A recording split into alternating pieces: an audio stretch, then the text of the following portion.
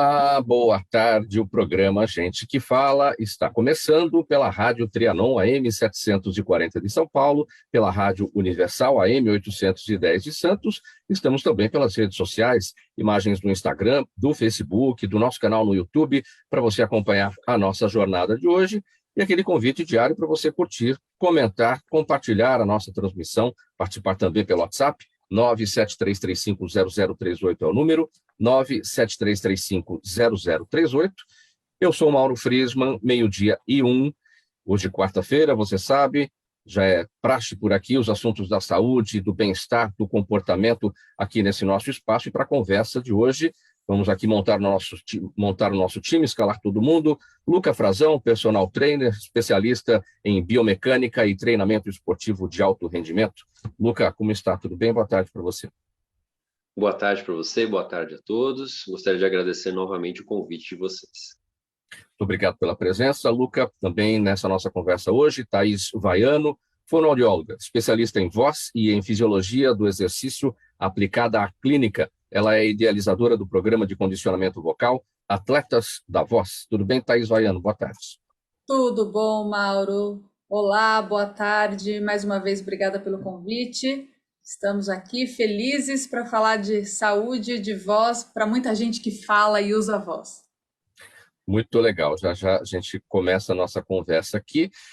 João Acamini, ele é chefe, criador do restaurante Ator Gastronomia. Tudo bem, João? Seja bem-vindo. Olá, Mauro, tudo bem? É um grande prazer estar aqui com vocês para compartilhar um pouco da minha trajetória com todos vocês aqui. Muito obrigado pela oportunidade e pelo convite. Obrigado pela presença. E o Sandro Eduardo Bueck, ele é cuteleiro, está em Cachoeira do Sul, Rio Grande do Sul. Tudo bem, Sandro? Bem-vindo, boa tarde para você. Olá, boa tarde a todos. Fico aí imensamente grato de estar na presença desses ilustres maestros, eu iria dizer, porque é uma das coisas que eu considero que cada um na sua especialidade é um maestro. Então vamos reger aqui o nosso time de hoje aqui com os temas que estão propostos. O primeiro deles é o seguinte: olha, pessoal, 27 de abril hoje, né? Ainda estamos em abril, no finalzinho, mas olha, o Dia Mundial da Voz foi celebrado no dia 16, foi celebrado em 16 de abril. Tem como objetivo chamar a atenção de todos para os cuidados da preservação da voz e alertar sobre os sintomas que podem significar sinais de doenças. Segundo especialistas, mesmo para quem não trabalha com a voz, e isso vale para todas as idades, a precaução com ela é uma questão de condicionamento físico, pois a voz precisa estar forte para aguentar as variações do dia a dia. Em 2022, o tema da campanha é Sua Voz Importa. O objetivo é exaltar a voz como o mais importante instrumento de comunicação do ser humano. Thaís Vaiano, todo mundo trabalha com a voz, alguns mais, outros menos, alguns profissionalmente, outros não. Qual é o panorama que a gente tem para o mercado de trabalho daqueles que usam a voz profissionalmente? Excelente, Mauro. É sempre uma delícia poder falar sobre isso, porque a voz realmente é um instrumento que todo mundo usa, mas que a maior parte das pessoas não faz ideia de onde vem, para onde vai, como é produzida, e só se dá conta de que ela é muito importante e relevante quando ela some, né? Mas a maior parte das pessoas realmente se comunica predominantemente utilizando a voz. Então, a voz é a nossa principal ferramenta de comunicação. E a gente sabe que atualmente a comunicação é a principal habilidade social requerida para você se dar bem em qualquer profissão. Então, a nossa voz comunica o tempo todo. Se você está chateado, se está feliz, se você está alegre, se está surpreso, isso vai ser transmitido pela sua voz. Então, a nossa voz e a nossa comunicação é realmente a nossa principal ferramenta de trabalho hoje em dia para qualquer pessoa, sendo profissional ou não. A gente diz que tem os profissionais da voz, que são as pessoas que dependem muito da voz para trabalhar, né? Como o Mauro, que se ele não tem voz, o programa não consegue ir para o ar, ele vai ter que chamar um substituto. O João consegue trabalhar um pouquinho sem voz, vai ter um impacto grande. O Sandro, eu acho que também consegue. Mas o Luca, por exemplo, já vai ser mais difícil. Sem voz, ele já vai sofrer um pouquinho mais, porque ele não tem como engajar tanto o cliente dele, né? O paciente dele. Então, o que a gente realmente entende é que a voz é a nossa principal ferramenta de comunicação. Para algumas pessoas é a principal ferramenta de trabalho, como para radialistas, locutores, cantores, atores, advogados. Então, são pessoas que, se não têm voz, elas não conseguem se expressar da maneira mais eficiente possível. E a gente sempre lembra, nesse tema da campanha, por exemplo, que a sua voz importa, que a gente escolheu para esse ano, é que a nossa voz também é a nossa ferramenta de posicionamento social. A gente tem esse lado todo voltado para a saúde, né? A gente sabe que rouquidão, por exemplo, é o principal sintoma de câncer de laringe que muitas pessoas negligenciam, né? Acham, é bonitinho ser rouco, eu gosto da minha voz rouca, minha voz fica sexy quando eu sou rouco. Porém, é um sinal de que alguma coisa está errada, que a saúde não está em dia dentro da garganta, e a gente precisa investigar. E, além disso, é a nossa ferramenta de posicionamento social, tanto que esse ano a gente contou com madrinhas de empoderamento. A gente teve Preta Gil apoiando a campanha, Maju Coutinho, jornalista, Majur, cantora, e Negrali, que são todas mulheres de vozes muito poderosas que deram eco aí para a nossa campanha esse ano, para a gente conseguir chegar mais longe. Agora, a voz, ela está intrinsecamente ligada à atividade, ao bom desempenho, né, de cada um, ao bom desempenho da atividade de cada um. Por exemplo, o interlocutor, ele percebe o estado de espírito da pessoa, se ela está feliz, se ela está triste. Você acabou de destacar isso. Vamos pensar aqui no Lucas. Se ele não estiver bem no dia, tiver algum problema com ele acontecendo lá, a voz vai demonstrar isso, o interlocutor dele vai perceber, e a atividade dele pode não ser bem desenvolvida por causa disso. Eu, aqui no meu trabalho, a minha comunicação pode não ser a ideal, se o meu estado de espírito passar para a voz. Não é assim que a gente tem que observar? Exatamente, tem muito disso. Tanto tem isso, que quando eu comecei a trabalhar muito com a gente diz que são vocalistas de alta performance, assim como tem atletas de alta performance, eu fui fazer uma especialização em fisiologia do exercício, que é a área totalmente do Luca. Não tenho nada de exercício físico, porém sei da importância. Porque, como a gente trabalha a voz, também é pelo exercício. Então, para que a gente tenha um bom desempenho vocal, a gente também tem que contar com o nosso instrumento todo, que não é só a garganta, é o corpo todo. E aí entra toda a área do Luca, que é trabalhar o corpo para que o corpo esteja 100%. Se eu não tenho uma boa respiração, por exemplo, eu vou ficar ofegante na minha fala, e isso vai me tornar um interlocutor ruim, porque o tempo todo eu paro para respirar. E o treinamento cardiorrespiratório é fundamental para eu ter uma boa vocalização, para eu ter um bom desempenho como interlocutor. Vamos fazer um giro aqui com cada um. Então, Luca, qual é o peso da voz na sua atividade no dia a dia? Você se preocupa com ela? Quais são os cuidados que você tem?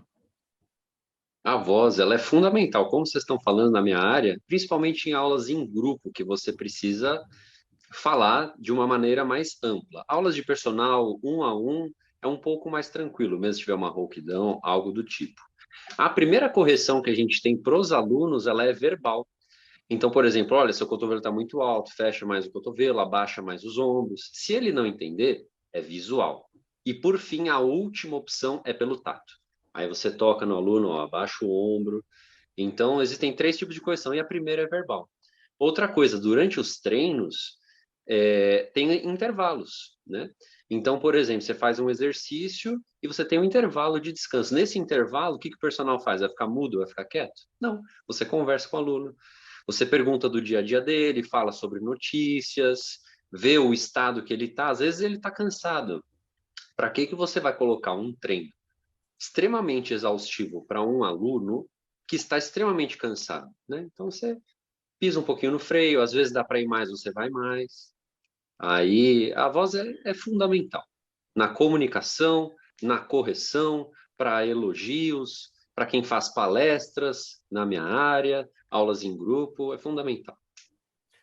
Sandro, você no seu dia a dia, na sua atividade, qual é o peso da sua voz? Bom, para mim a voz é importante. Primeiro, porque eu não trabalho sozinho. Então, se a gente trabalhasse sozinho como cuteleiro, seria fácil. Eu me fecharia no meu mundinho. Só que hoje eu trabalho com equipes. Também a gente vende na cutelaria, como qualquer outro artesão. o artista, ele vende no Instagram, vende no seu Facebook, vende nos canais de comunicação. Além de também quando eu faço as palestras, aí quando eu faço em eventos, ou quando a gente está dando curso. Então, ela é muito importante para a comunicação. Muitas vezes, o cliente ele tem um anseio de conversar com o cuteleiro, conversar com o artista sobre o seu projeto e tudo mais. E aí, se tu não conseguir explicar isso daí por uma falta de voz ou qualquer coisa, tu tem que meio que isolar. Às vezes a gente fica também resfriado, perde um pouco a voz. É aqueles dias assim que tu faz um Instagram mais light, assim, ó, o pessoal, também, para poder baixar um pouquinho, senão também judia. Eu acho que o João usa bastante a voz na cozinha. Traz o alho, traz o sal, manda isso, manda aquilo ou não. Assim, Mauro, a comunicação na minha rotina, na rotina do restaurante, eu tenho um restaurante, o Atrio Gastronomia, ela está totalmente ligada ao atendimento, à recepção das pessoas. Quando a pessoa liga para perguntar alguma informação, é totalmente na comunicação, na recepção que a pessoa recebe ao escutar a sua voz. Então, a sua cadência, a sua paciência, a sua gentileza total ali na respiração com a voz. Então, a voz, na minha rotina, faz toda a diferença, que é um treinamento que eu passo para a minha equipe. E também a comunicação dentro da cozinha, como eu estou num cargo de liderança, a voz, a comunicação por inteira, ela faz total diferença. É no gesto, na referência, nos valores que eu passo para a minha equipe, isso é tudo verbal, tudo oral. Então, é com a minha oralidade que eu passo os valores, as virtudes que eu tenho da minha empresa para os funcionários. Eles pegam isso como uma referência e um valor que é a empresa onde ele está trabalhando. Tudo isso pela comunicação. Legal. Thaís, para a gente finalizar esse tópico, você destacou a questão da rouquidão, né, que é um dos sinais aí de que algo está errado e isso tem que ser verificado. Por quanto tempo uma rouquidão deve permanecer? Se passar do time, qual é a desconfiança que a gente deve ter? E qual é o profissional que tem que procurar? Acho que, em primeiro lugar, é o otorrino, que vai trabalhar em conjunto com a fono, né? Perfeito, Mauro.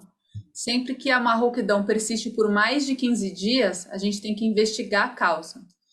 Pode ser também, em alguns casos, tem crianças que nascem com alguma rouquidão, e aí os pais às vezes identificam que aquilo é o normal. Ela já nasceu assim e sempre foi assim. Essa criança também precisa de investigação. Então, qualquer rouquidão que perdure por mais de 15 dias precisa da avaliação de um especialista, médico, otorrinolaringologista, que ao observar o que está acontecendo, que ele faz um exame para ver a corda vocal, o que tem, se tem alguma coisa, se não tem, se é o jeito como a pessoa está usando a voz, ou se tem alguma coisa orgânica ali que precise, por exemplo, entrar na faca, né? Pensando no gancho com o Sandro, para tirar aquela lesão da corda vocal. Então, são várias as situações. Ou a gente corrige com o exercício, ou a outra solução é cirúrgica mesmo. E como é que a gente corrige aquela situação de um esforço no uso da voz eventual? Por exemplo, você está lá no restaurante do João, está um falatório danado, todo mundo conversando, você concorre com o ambiente, está todo mundo falando, você quer falar mais alto. Você está lá na academia onde está o Luca, você está falando também naquela barulheira lá de todo mundo. E aí, no final das contas, você percebe que você abusou. Como é que a gente corrige isso depois? O melhor é não ter que corrigir, né? O melhor é a gente já treinar antes para saber como se comunicar nessas situações. A gente tem situações onde a gente tem que falar mais alto e falar mais forte, existe treinamento para isso. Para ter uma boa projeção de voz, olha só que interessante, eu preciso ter um bom condicionamento respiratório. É o fluxo de ar que vai levar a minha voz mais para frente, que vai deixar a minha voz mais projetada. Não é a força no pescoço, que é o que a maior parte das pessoas faz errado. Inclusive, muitos instrutores de academia que perdem a voz, que ficam lá, colocando um monte de força no pescoço. E tem o jeito certo de fazer isso, que é simplesmente com apoio diafragmático, que é jogando mais fluxo de ar para o pulmão, e com isso eu consigo conduzir mais o meu som e mais a minha voz. Então, tem treino para isso. Não tive o treino, entrei nessa situação ruim de ficar com a voz rouquinha por ter falado por muito tempo. O melhor é fazer repouso vocal, se hidratar muito, bastante hidratação, porque o músculo ele se recupera melhor quando ele está mais bem hidratado, diminuir a quantidade de fala, tanto em volume, intensidade de falar alto, quanto em quantidade de falar muito. Então, não é o dia que eu vou passar o dia mandando áudio, nem falando pelo telefone. Eu vou preferir mais uma situação mais de silêncio. 12h15, programa Gente que Fala. Estamos pela Rádio Trianon AM 740 São Paulo, Universal AM 810 Santos e também pelas redes sociais. Pagar ou não pagar por um treinador pessoal? Está aí a dúvida, né, pessoal? Dúvida de muita gente diante do desafio de entrar em forma. Muitos acreditam que a academia pode ser suficiente e que todas as informações necessárias podem ser achadas na internet. Para esses, é importante lembrar que uma ajuda especializada pode ir muito além do treino personalizado, do conhecimento técnico, do comprometimento, da motivação e também até da alimentação. Luca, e aí, quando contratar um personal trainer? Olha, sendo bem sincero, eu diria que sempre, não importa a idade. Um exemplo aqui de casa mesmo, minha avó começou com 81 anos a treinar. E crianças também podem treinar. Obviamente que não para a parte em ficar com aquele corpo escultural, aquelas coisas, mas todos devem treinar e procurar um profissional qualificado. Por quê? Depende do seu dia a dia, do que você está fazendo. Então, por exemplo, eu só tenho meia hora para treinar. O personal adequa. Eu só posso treinar em casa. Adequa também. Eu tenho pouco material, eu tenho condromalácia, um desgaste na cartilagem do joelho, o que eu posso fazer, o que eu não posso fazer. Tem toda uma forma de equilíbrio muscular também. Então, por exemplo, se eu estou na academia, eu estou fazendo 2 exercícios para peitoral, o ideal seria que você fizesse 2 para dorsais também para costas, certo? Para não ter lesão, porque senão, se você tem um músculo muito mais forte do que o outro, um fica encurtado, o outro fica alongado. Você vai ficar torto, então você vai ficar com uma postura ruim. Pode ter lesão treinando, que esse é o principal motivo das pessoas que buscam treinos na internet, buscam treinos de blogueiras ou blogueiros. Isso é terrível, porque às vezes o barato sai caro. Então, você não contratar um personal, você pode gastar muito mais com medicamento, com fisioterapia, com médico, com exame.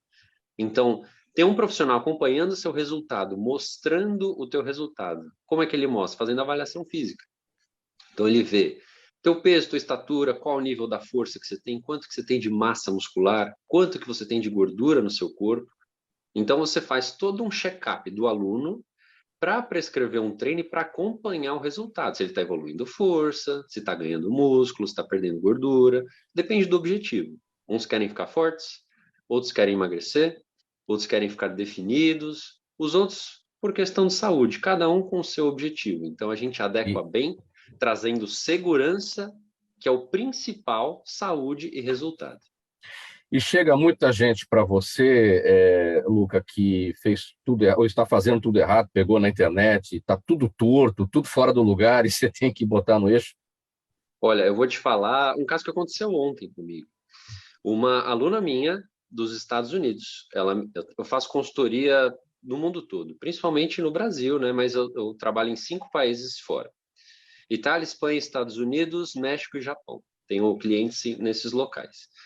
E ela veio com uma queixa de uma dor no ombro, uma dor na escápula, pelo fato de dormir de mau jeito, de não estar legal. E aí ela foi no médico lá e o médico passou exercício para ela. Eu li a lista de exercícios que o médico passou e o médico, sinceramente, não tem a competência de prescrever exercícios para alguém. Só que lá nos Estados Unidos é diferente, né?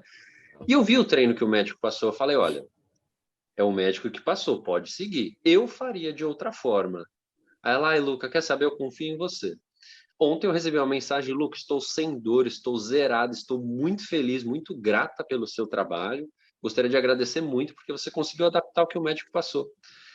E lá eles têm uma teoria de treinar muito membro superior, principalmente mulher. Então ela fica com aquela aparência mais forte de superior, né? Que, como é popularmente dito aqui, como masculinizado. E ela não gostaria disso para ela lá. Então, por isso que ela me contratou de fora para que eu montasse um treino para ela treinar em casa, que ela treina em casa. Eu tenho clientes que treinam em casa e tenho clientes que treinam na academia. E conseguiu ter um resultado bacana. Então, é possível sim.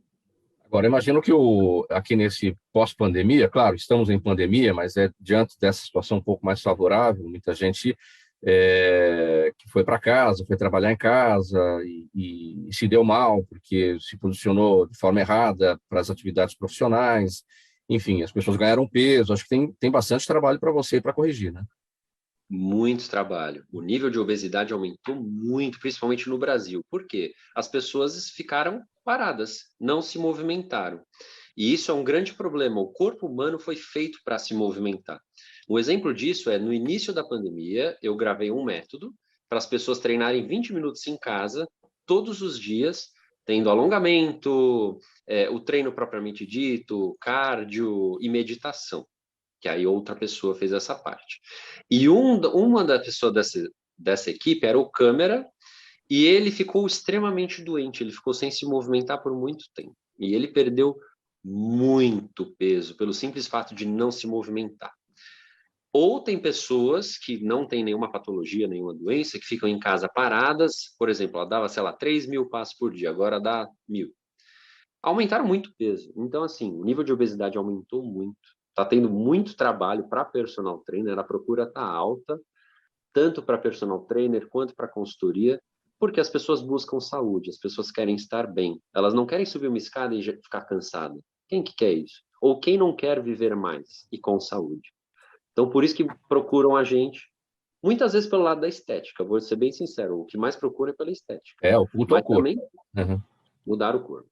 Mas a questão de saúde, ela já está agregada. Se a estética vem, você já está reduzindo gordura, o seu osso já está mais forte, você já começa a ter mais alongamento, você começa a não se cansar para fazer atividade do dia a dia. E esse é o pior de tudo, né? E depois dos 30 anos, a gente começa a perder massa muscular e força muscular. Então, e essa curvatura vai aumentando cada vez mais, a gente vai perdendo mais e mais os níveis. É aí que a gente precisa, necessário treinar. E o principal é a musculação, não tem jeito. Eu gosto de pedalar. É bom, mas o mais eficiente é a musculação. Eu não vou me preocupar com isso, porque eu estou longe dos 30 anos, então lá na frente eu penso. Muito bem, 12:22, vamos para o próximo tema. João, o restaurante Ator Gastronomia nasceu com a missão de trazer ao mercado uma proposta de cozinha variada de alta qualidade, valorizando a cultura alimentar de vários povos do mundo, além da brasileira. Sua cozinha é comandada por você, o chefe João Acamini, que busca enaltecer o alimento como fonte de vida, respeitando todo o ciclo alimentar, desde o cultivo até o preparo do prato. Pegando nesse final aqui da nossa nota, João, muito legal, né? Você prestar atenção, né, no prato, pensando, né, no ciclo alimentar, né? Como é que aquilo nasceu, né? Como é que aquilo foi cultivado até o momento que chegou para, de fato, na mesa, né, de cada um. As pessoas não têm muito esse entendimento, né? Sim, Mauro. E eu, primeiro, mais uma vez, agradecer a oportunidade de estar aqui compartilhando com vocês. E como eu convivo rotinamente, diariamente com os alimentos, eu vejo cada vez mais a importância do gesto de você enxergar uma simples batata, uma batata assada, e entender tanta logística, tanto caminho que chegou até a nossa mesa. Então, você entender toda essa trajetória de uma simples batata, de uma simples cenoura, você passa a valorizar mais aquele ingrediente com uma individualidade. Então, e as pessoas cada vez mais acham que as coisas, as comidas caem do céu, simplesmente chegam na gôndola. E não, a comida ela tem todo um processo para chegar até a nossa mesa. E eu, como sou cozinheiro, o ingrediente não se faz uma boa comida com um ingrediente ruim. O ingrediente é o mais importante. Então, por que não valorizar o ingrediente de uma forma inteira? E eu também trabalho com a equipe, com os funcionários, com a equipe do restaurante. A gente tem aqui no restaurante, aqui no Ator Gastronomia, um dos valores nossos é assim, pessoas em primeiro lugar. Por trás de uma batata, por trás de uma comida, tem tanta gente que passou nessa cadeia. E aqui no nosso restaurante a gente tem 30 funcionários e todo esse movimento que por trás de uma refeição aqui no restaurante alimenta uma cadeia de gente que a gente não consegue nem imaginar. Então, mais uma vez, vou me apresentar. Eu tenho 22 anos, hoje é meu último dia de 22 anos, eu completo 23. Olha, só não, eu ia te perguntar, eu falei que eu estou longe dos 30, só que lá para frente, né? Você com 22, fazendo 23 amanhã, parabéns. Conclua que eu vou te fazer outra pergunta. Como é que você chegou, né, com essa tão pouca idade no ponto onde você está? De onde vem esse dom, esse talento, esse tino? É uma idade interessante, recebo muitas perguntas sobre isso. Apesar de eu ser de pouca idade, 22 anos, mas eu comecei nessa área de restaurantes bem cedo. Eu venho de uma família de restaurateur, de empreendedores, de líderes no ramo de bar e restaurante, e eu comecei a trabalhar com meu pai, não a trabalhar com meu pai, mas assim, desde os meus 4 anos de idade, eu ia com meu pai no CEAS, no CEAGESP, comprar mercadoria e chegava de madrugada e era aquela correria. Eu cresci subindo escada, cresci na boca do fogão vendo meu pai trabalhar, e toda essa movimentação que tem a gastronomia, esse lado lúdico do chefe, da comida, do restaurante. Então, aquilo eu fui pegando pela paixão, pelo ingrediente, pelo gesto de servir, pelo gesto de atender, pelo gesto de fazer, porque a cozinha, o restaurante, as pessoas que estão trabalhando aqui, a gente trabalha quando as pessoas estão se divertindo. Problemas de conexão. No seu final de semana, uma data especial, no seu Réveillon, e a gente... Você está com algum problema na conexão, João? Acho Alô? que já está tudo bem. Vai lá, segue aí. Já normalizou. Não? Não normalizou. Oi, Mauro. Vai lá, segue daí. Então, a gastronomia, os restaurantes, é onde a gente trabalha nas datas que as pessoas estão se divertindo. Então, é na noite, é numa data especial, Dia das Mães, no Réveillon, no Natal. Então, esse gesto de servir, que é a principal característica de um cozinheiro, de um garçom, de um maestro que tem no restaurante. E essa paixão de servir, de estar servindo o outro, foi o que me pegou, assim, e aí eu segui. E comecei a trabalhar mesmo com meu pai aos 14 anos de idade, dentro do setor de saladas de garde-manger. Fui seguindo, fui construindo, fiz uma faculdade de gastronomia, hoje eu já sou formado, e em 2019... Em eu abri 2019... meu primeiro restaurante, hoje eu toco um restaurante sozinho, e em 2019 eu abri meu primeiro restaurante, já toco meu restaurante sozinho, graças a Deus, e aí passamos por essa pandemia, por essa loucura. João, vamos fazer o seguinte, você está com o seu áudio, sua imagem travando, eu acho que seria legal a gente combinar o seguinte, sai da conexão, entra de novo e aí a gente volta. Vamos ver se melhorou. Fala, vamos lá. Então, em 2019, eu abri meu primeiro restaurante, o Atro Gastronomia. Estão me escutando direitinho? Vai lá, pode seguir. Abri meu primeiro restaurante, aí chegou a pandemia em 2020, e aí foi aquele caos todo, passamos por diversos desafios, e aí veio o espírito do empreendedor, o espírito da paixão de lutar e seguir, passar por desafios.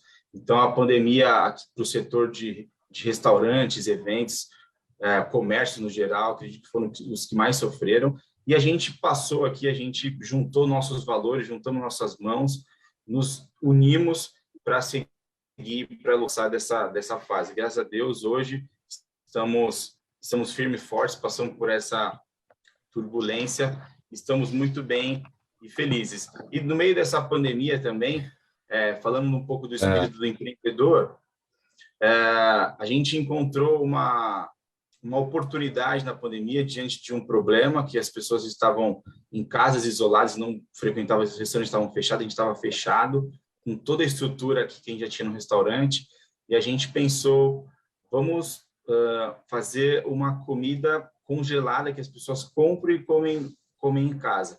Então, um pacote de refeições super acessíveis, uma refeição balanceada, nutritivas e de fácil acesso.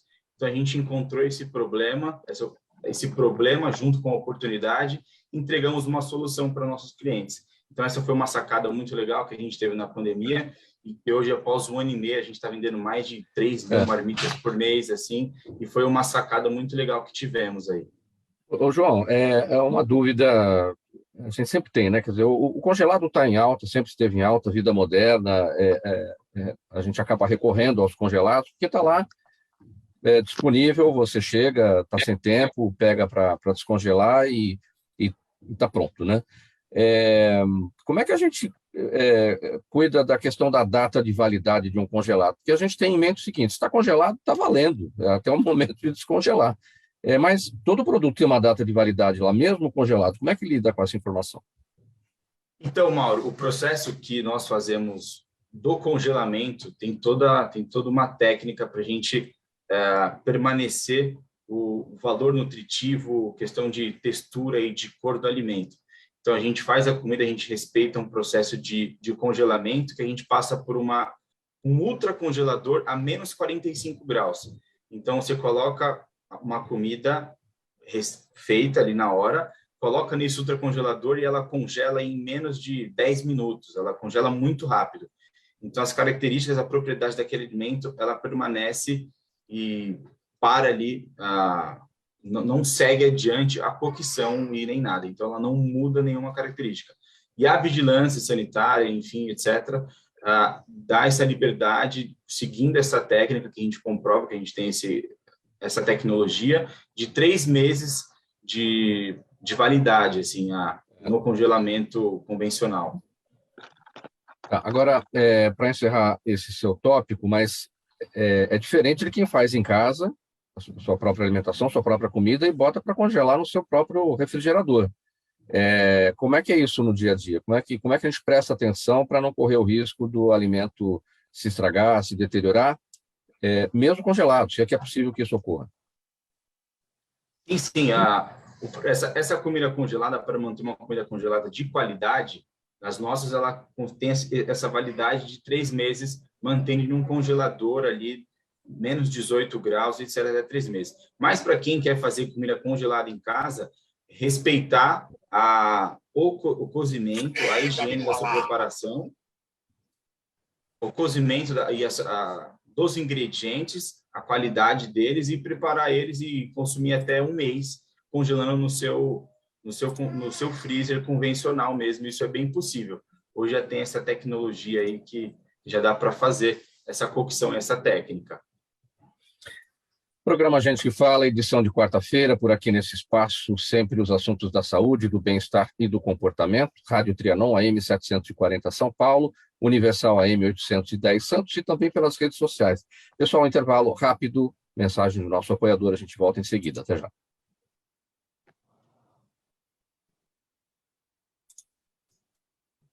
Ainda não temos um intervalo, então vamos fazer o seguinte, A ação estratégica de sucesso tem um componente fundamental, um instituto de pesquisas ético, rápido e preciso. Afinal, é ele que vai fornecer informação confiável, sem achismos ou palpites. E isso, numa época de mudanças rápidas e repentinas, é fator crítico de sucesso. A Orbis é um instituto de pesquisas que une precisão e confiabilidade estatística com a mais alta tecnologia em pesquisas do mercado.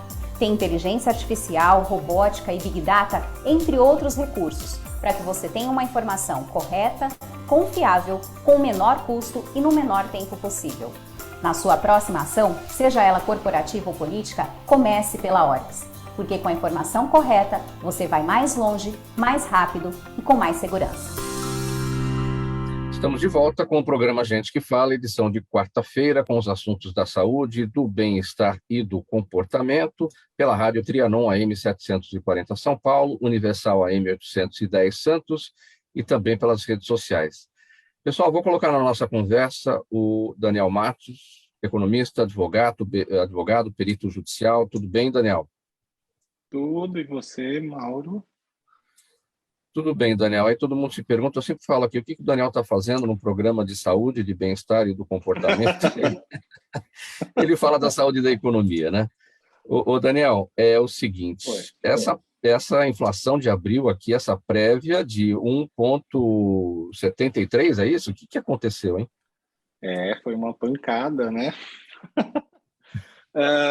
Vamos lá, inflação do Brasil. Eu estou vendo que o João vai aumentar os preços dele, o Luca também, a Thaís também vai aumentar os honorários dela, as facas do Sandro também vão aumentar de preço. Daniel. Infelizmente, né, a gente tem fora a questão mundial, a gente tem uma questão muito interna que é a gente teve a queda do câmbio, agora os preços, dado toda essa questão, incerteza do progresso ou desenvolvimento da economia, a gente acaba tendo uma inflação muito elevada. Então, como você falou, esse é o pico, né? 1,73 desde 1995. É muita coisa, né? E no índice de difusão, que é o índice que mede, ele, na verdade, ele é um instrumento utilizado para saber como está a análise do setor industrial. Entretanto, para a inflação, nesse caso, o índice de difusão, a gente pode usar ele para saber como a inflação se diluiu no mercado. Por exemplo, os produtos mais afetados negativamente. Alimentos e bebidas saiu de 1,95 para 2,25. Habitação, 0,53 para 1,73. Foi quase o triplo, superior ao triplo. Vestuário dobrou, 0,95 para quase 2. Transporte foi o maior, porque tem aquela questão da gasolina, né, do combustível, 0,68 de inflação para 3,43. É muita coisa. Então, boa parte do aumento da inflação é capturado pelo custo dos transportes. Logicamente que tiveram produtos que tiveram redução, entre eles foram ensino, artigos de residência, né?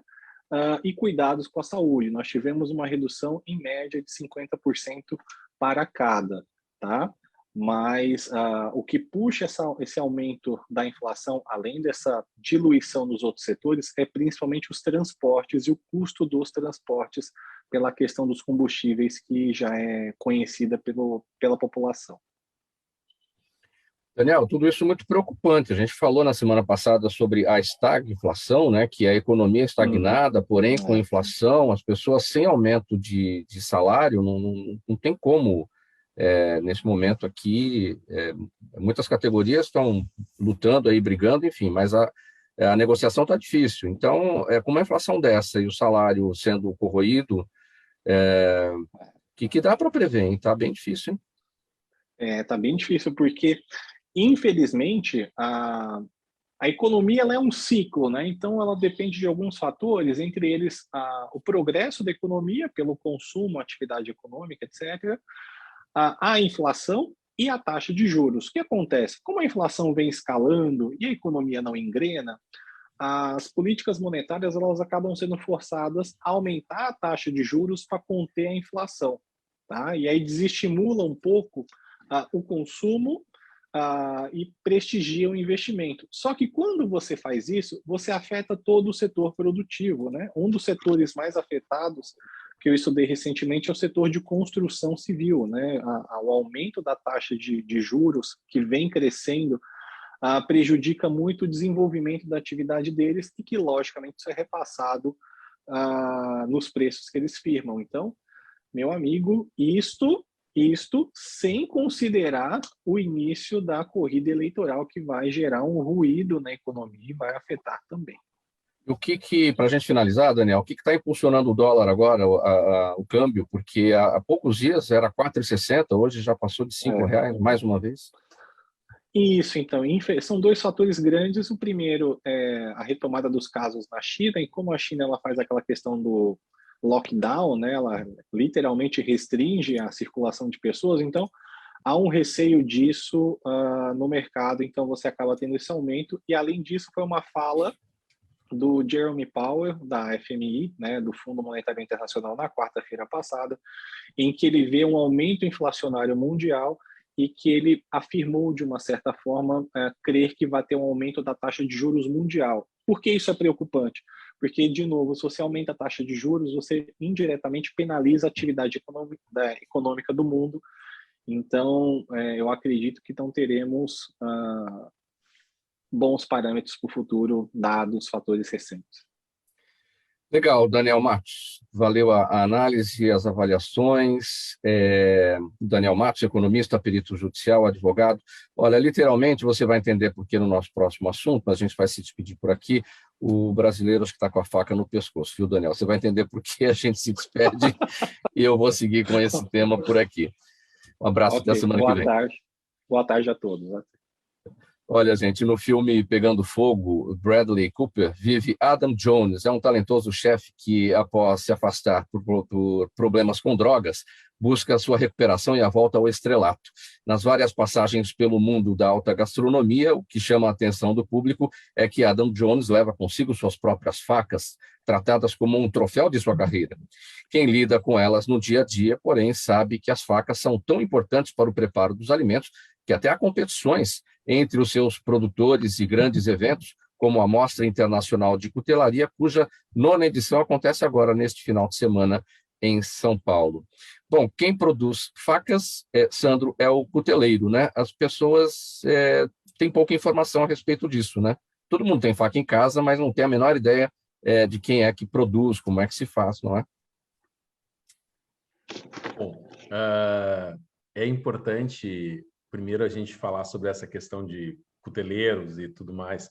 Hoje, depois do Desafio Sobre Fogo, que é um programa do Canal Pago, há uma grande difusão. O Brasil, por exemplo, é um dos países da América Latina que tem a maior penetração desse programa. Quem faz faca é cuteleiro, não é faqueiro. E o faqueiro é o local onde você guarda a faca. Isso aí. O filme é uma alusão a toda a história, porque muitos creem, assim como eu, que é um marco divisório a criação do homem lá nos primórdios, a faca, o objeto de corte, como poder destrinchar um animal, fazer as suas próprias ferramentas. Então, a faca é esse divisor que se constrói. No Brasil, hoje, tem várias competições, a Mostra é uma das maiores competições que a gente tem. Essas competições reúnem cuteleiros do Brasil inteiro. Por quê? Porque existem 3 tipos de cutelaria que eu chamo. Uma, que é aquela bem comercial, que é aquela que você tem em sua casa, que é uma faca-ferramenta, que é uma faca que vai funcionar para aquilo que você necessita. Uma pessoa que vai usar como um chefe, um assador, ele vai usar uma faca que eu digo uma categoria média, claro que alguns usam uma categoria superior, que é uma faca-ferramenta específica. Não pode ser, infelizmente, eu vou citar uma marca que é muito conhecida, ela tem facas baratas também, que é uma fábrica aqui do Rio Grande do Sul, a Tramontina, e tem as facas de chefe. Por quê? Porque o chefe ele precisa isso como ferramenta de trabalho. Então, não pode ser a mais simples, porque ela vai gastar mais rápido, ela vai perder o fio mais rápido, porque o aço que ela foi projetada ele é mais barato. E quando o chefe usa, ele sabe muito bem. Eu sempre tenho uma máxima quando a gente faz um curso de afiação, você pega uma cebola e vai cortar com uma faca afiada. Vai chorar bem menos do que com uma faca que vai amassar a cebola. Por quê? Porque aquele gás que solta é quando estoura aquelas pequenas partículas que estão dentro da cebola. Se ela for bem afiada, isso não vai acontecer. E nós temos a terceira categoria, que é hoje que o Brasil e todo mundo movimenta, que é a categoria colecionista, que é onde a gente realiza as competições, que são muito mais obras de arte, que têm valor econômico e se perpetuam no tempo. Todos vocês, acredito aqui, talvez tenham mais de uma faca. Você pode dizer assim, eu não tenho faca porque eu não faço nada. Você descasca uma laranja, você faz suas refeições e você vai ter em sua casa sempre uma faca que vai ter mais tempo de uso. E ela é um objeto que se perpetua no tempo. Então, por exemplo, eu tenho facas dos meus avós. Por quê? Porque aqui no Sul, a gente tem como um tradicionalismo muito mais forte na questão do assado, e é um bem de família. É aquela coisa assim, a faca antigamente ela era muito mais cara, porque os objetos eles acabam se tornando mais populares, mas ela tem prata, tem ouro, porque ela era um objeto de status. Então, eu tenho essas facas guardadas comigo, e tem peças com 150, 200 anos na família, e eu sou um colecionador antes de ser cuteleiro. Então, a gente acaba colecionando, e aí depois eu virei cuteleiro, e aí é um meio todo, né? Sim. Ô, João, você também é um Adam Jones, o personagem de Pegando Fogo, que carrega suas facas para onde vai? Isso faz parte do chefe? Todo chefe faz isso? Mauro, assim, falar por todo chefe, eu não acho que eu não posso falar sobre isso, mas a Não, porque maioria assim, é um objeto, conheço, né? íntimo, acho que alguns chegam a ter coisa... ciúme daquilo. Não, isso aqui é meu, ninguém mexe. Sim, ainda mais falando de uma faca com um valor que você tem para você, uma coisa que tem um valor seu, da sua avó, etc., uma faca até um valor mais caro, não é para qualquer um mexer, para qualquer um usar. E falando assim da praticidade do dia a dia que uma faca boa pode trazer, te traz agilidade. Às vezes eu vou para cozinhar em casa e outra pessoa esqueço minha faca, não é minha faca, estressa você cortar uma cebola com uma faca cega, uma faca ruim ou algo do tipo. Então, uma faca boa, ela te traz mais tranquilidade, mais calma, mais leveza, mais um corte perfeito. E ainda mais que tem algumas culinárias, como a culinária fria japonesa, que a gente está falando de sushi, a faca é muito importante. O corte do peixe é um dos principais fatores. No sashimi, por exemplo, é o corte. Então, em culinárias, em pratos mais específicos, mais detalhados, o corte, a precisão do corte, ela é sensacional. É isso. Como é que você lida com as suas facas na sua cozinha, no dia a dia? Você tem alguma preocupação especial? Eu tenho... Eu não tenho nenhuma. Eu uso as facas que eu ganho na promoção do supermercado. Mas é porque eu não cozinho nada, não porque eu preciso de... Eu já estava até... Olha só, coisa boa, João. Já entrei em contato no WhatsApp com o seu restaurante e já estou vendo o cardápio do que tem de congelado. Por quê? Não tenho a faca adequada, entendeu? Boa! Olha lá, uma mão lava a outra e as facas cortando o alimento. Muito bom. Então, a Thaís não tem o hábito de cozinhar, enfim, então, mas, bom, o Sandro, vamos falar, você comentou sobre esse processo de afiar facas e tal, como é que deve ser isso? A gente vê aí o afiador ou o amolador, né, como a gente chama, né, andando pelas ruas com aquela maquininha, isso está correto? Isso estraga a faca? O afiador ele tem que ter um equipamento ultra especial, sensacional, para poder preservar a vida da faca? Bom, vamos assim, em São Paulo é muito comum, né? Eu já vi em São Paulo, aqui no Sul não é tão comum ter o rapaz aquele do apito, que eu sempre digo, ele anda com a bicicletinha e na gaita, né? Ele usa uma gaita. Com uma gaitinha e toca lá, muito legal. É assim, ó, o que acontece? Se é um bom amolador, ele vai conseguir tirar alta performance da sua faca. Qualquer objeto que possa ser afiado e mantenha a estrutura, ele pode servir para cortar. Antigamente se usava a pedra, né? Pena eu estar na outra sala, senão eu poderia mostrar uma faca de pedra da coleção. Então, primeiro sílex e depois os outros estilos, pedra polida, aí tem bronze, tanto é que ainda tem uma área da gastronomia que entende que as facas de bronze elas não deixam sabor diferenciado na culinária, principalmente para vegetais. Então, tem todas essas questões. O que é importante? A gente entender que a faca, se ela não for mal afiada, ela está legal, show. Agora, o grande problema é você ter um mau afiador, um mau amolador. Porque tem uma faca comum, que eu chamo, para uso do dia a dia, a gente usa pedras ou chairas.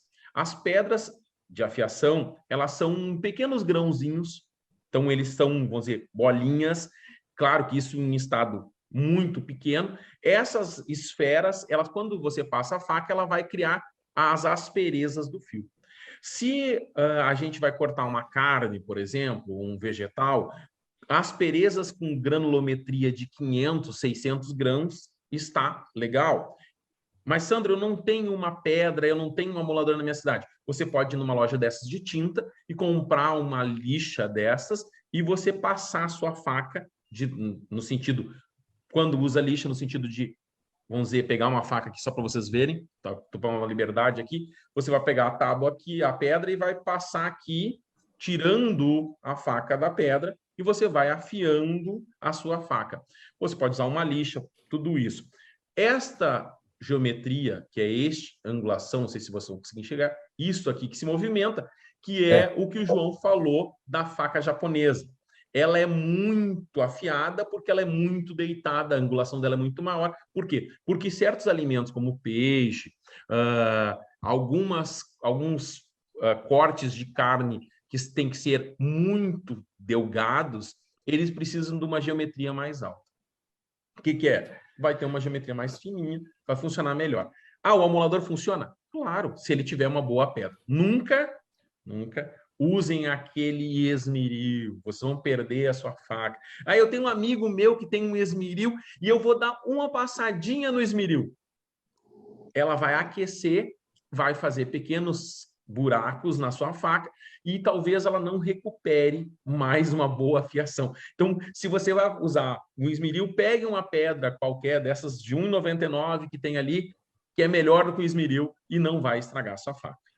Legal. 9 minutos para 1 da tarde, perguntas da nossa audiência. Por aqui eu começo com o Luca. Natália Vogel está no Facebook. Luca, ela quer saber como é que funcionam os chamados espelhos fitness inteligentes que estiveram nas manchetes esta semana. Espelhos fitness inteligentes. Nunca ouvi falar. Eu também não. Ela diz aqui que estiveram nas manchetes esta semana, mas eu também, sinceramente, eu não acompanhei este assunto. Espelhos fitness inteligentes. Eu vou colocar aqui para eu dar uma olhada, se quiser. Então, vamos seguir aqui com os demais, a gente volta aqui para entender o que é e tirar a dúvida aqui da Natália Vogel. Thaís, o seu Jaime do Jardim Bonfilholi, Zona Oeste aqui da capital, ele sempre participa com a gente. Obrigado, seu Jaime.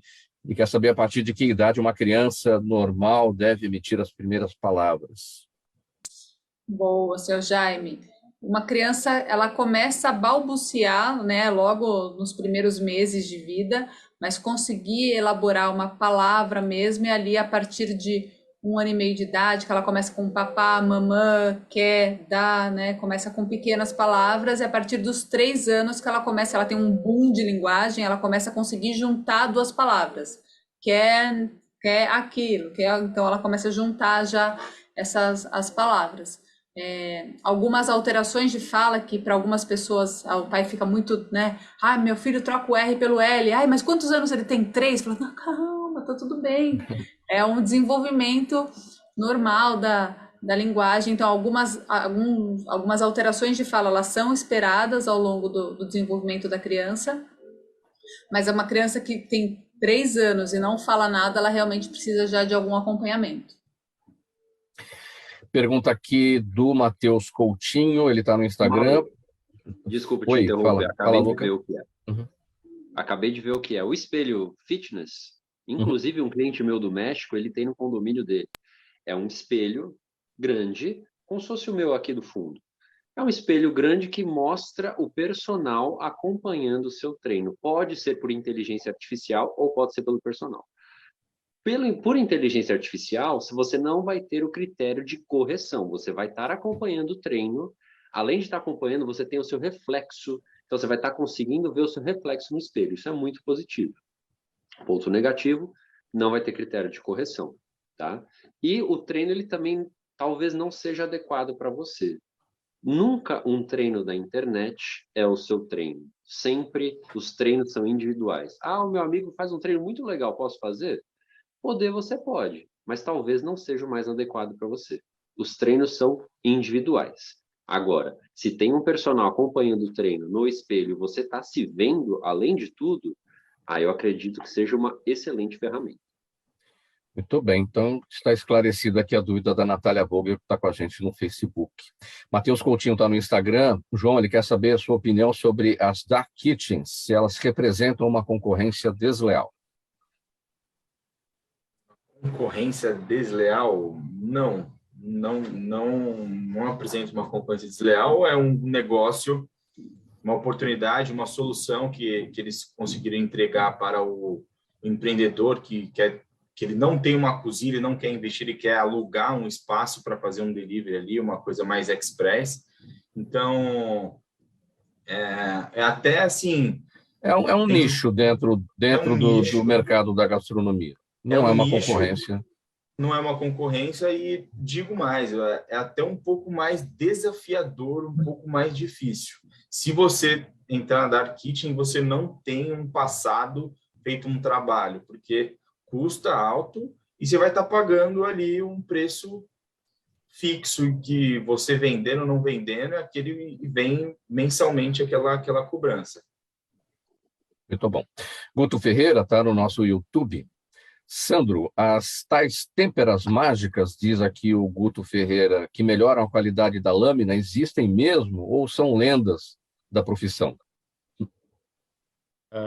Essa é uma pergunta... São lendas. Assim, todo o aço tem, vamos dizer assim, uma tabela. Quando foi criado o aço, se cria a tabela e se faz aquilo. Todas as, vamos dizer assim, inspirações, como uns falam no sangue disso, naquilo mais, na água vindo da Noruega, nada vai mudar. A faca e o aço tem seu tratamento térmico adequado e ele tem uma tabela que foi feita por técnicos. Por quê? Porque quando se faz, e isso é uma coisa importante, a gente falar sobre facas de performance, a gente vai trabalhar com facas com aços especiais. E esses aços, eles foram testados de várias formas. Cara, cuteleiro, pego a receita, que é uma receita de bolo, igual o bolo, o João faz um bolo lá, ele, claro, vai pegar as suas características, ele vai adequar a sua cozinha, ele vai adequar a sua temperatura. Aqui no sul, por exemplo, no inverno é muito frio, então não posso usar a mesma técnica de estar no Nordeste, mas o resto, fora isso, qualquer têmpera especial é mito.